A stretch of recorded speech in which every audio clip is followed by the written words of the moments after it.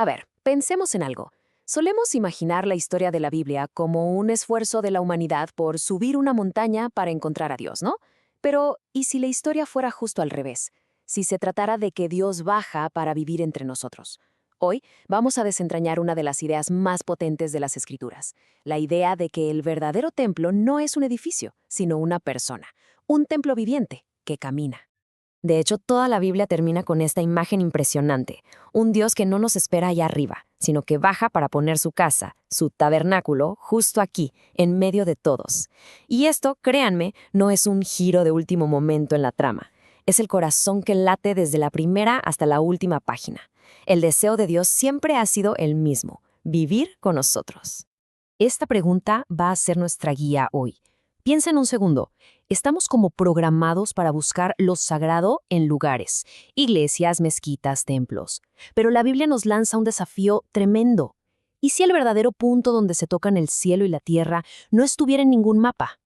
Y aquí viene el primer gran giro. La narrativa bíblica no se trata de una humanidad heroica escalando hasta un Dios lejano. No, se trata de un Dios que de forma sorprendente desciende. La historia es sobre su deseo de construir un hogar, pero no en otra dimensión, sino aquí, en nuestro mundo.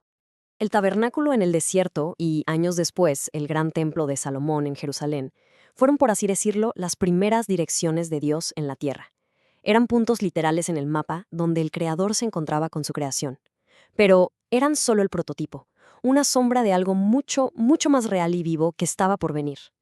Y para entender esto, hay que agarrarle la onda a un concepto clave.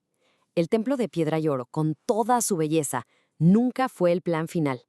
La tradición bíblica lo ve más como una sombra, como un modelo a escala, o si quieren, como el tráiler de una película que apuntaba a una realidad mucho más grande y sorprendente. Para descifrar esta conexión, necesitamos una herramienta que los primeros lectores de la Biblia usaban todo el tiempo, la tipología. Es como ver la historia en 3D.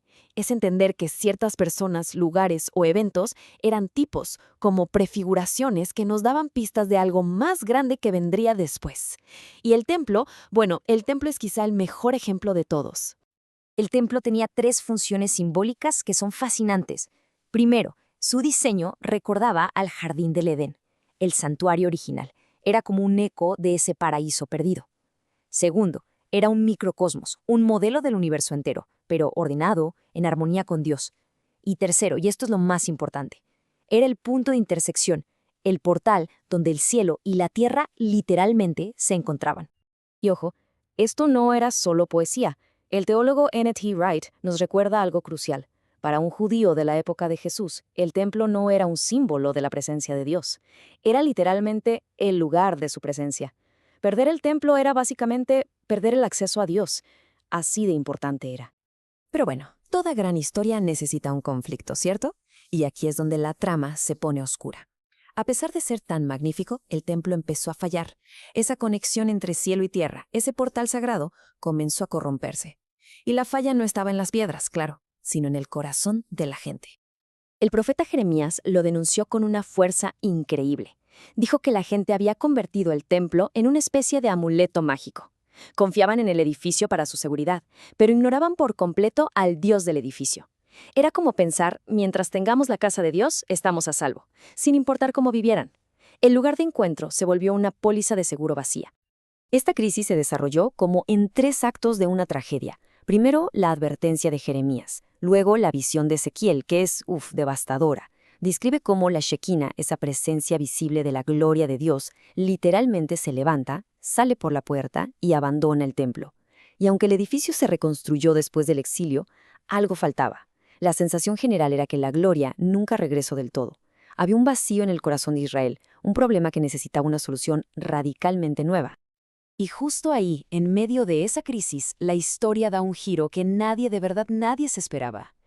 La respuesta de Dios al problema del templo vacío no fue construir uno más grande o más lujoso. La solución no fue un lugar, fue una persona. El Evangelio de Juan lo dice de la forma más directa que se puede. El Verbo, la palabra eterna de Dios, se hizo carne y habitó entre nosotros. Pero la palabra que usa en griego es increíblemente específica y poderosa.